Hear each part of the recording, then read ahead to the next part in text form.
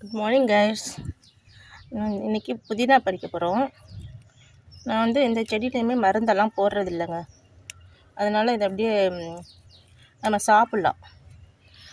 பச்சை காய்கறிகள் வெஜிடபிள்ஸ் மருத்துவம்னு சொல்லி வெஜிடபிள்ஸ் எல்லாம் சூப் போட்டு ஜூஸ் போட்டு குடிக்கிறாங்கள, அதெல்லாம் உங்களுக்கு மருந்து போட்டிருப்பாங்க.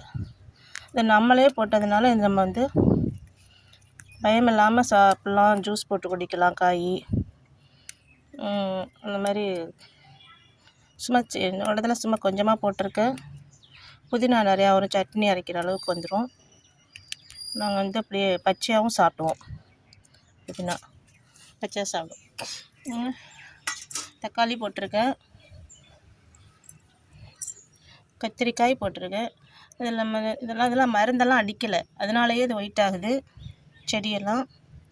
இப்படி இருக்கிற இந்த துளசியெல்லாம் நம்மளே சாப்பிட்லாம், பயம் இல்லாமல் சாப்பிட்லாம்.